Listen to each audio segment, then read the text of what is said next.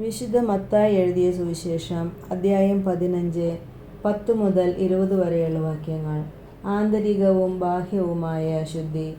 അവൻ ജനങ്ങളെ തൻ്റെ അടുത്ത് വിളിച്ചു പറഞ്ഞു, നിങ്ങൾ കേട്ട് മനസ്സിലാക്കുവിൻ. വായിലേക്ക് പ്രവേശിക്കുന്നതല്ല, വായിൽ നിന്ന് വരുന്നതാണ് ഒരുവനെ അശുദ്ധനാക്കുന്നത്. അപ്പോൾ ശിഷ്യന്മാർ അടുത്തു വന്നു പറഞ്ഞു, ഈ വചനം ഫരിസേയർക്ക് ഇടർച്ചയുണ്ടാക്കിയെന്ന് നീ അറിയുന്നുവോ? അവൻ മറുപടി പറഞ്ഞു, എൻ്റെ സ്വർഗീയ പിതാവ് നട്ടതല്ലാത്ത ചെടികളൊക്കെയും പിഴുതു മാറ്റപ്പെടും. അവരെ വിട്ടേക്കൂ, അവർ അന്ധരെ നയിക്കുന്ന അന്ധരാണ്. അന്ധൻ അന്ധനെ നയിച്ചാൽ ഇരുവരും കുഴിയിൽ വീഴും. ഈ ഉപമ ഞങ്ങൾക്ക് വിശദീകരിച്ചു തരണമേ എന്ന് പത്രോസ് അപേക്ഷിച്ചു.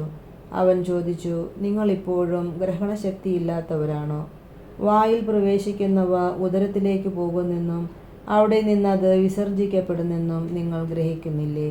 എന്നാൽ വായിൽ നിന്ന് വരുന്നത് ഹൃദയത്തിൽ നിന്നാണ് പുറപ്പെടുന്നത്. അത് മനുഷ്യനെ അശുദ്ധനാക്കുന്നു. ദുശ്ചിന്തകൾ, കൊലപാതകം, പരസംഗം, വ്യഭിചാരം, മോഷണം, കള്ളസാക്ഷ്യം, പരദൂഷണം എന്നിവയെല്ലാം ഹൃദയത്തിൽ നിന്നാണ് പുറപ്പെടുന്നത്. ഇവയാണ് ഒരുവനെ അശുദ്ധനാക്കുന്നത്. കൈ കഴുകാതെ ഭക്ഷണം കഴിക്കുന്നത് ആരെയും അശുദ്ധനാക്കുന്നില്ല. നമ്മുടെ കർത്താവായ മിശിഹായ്ക്ക് സ്തുതി.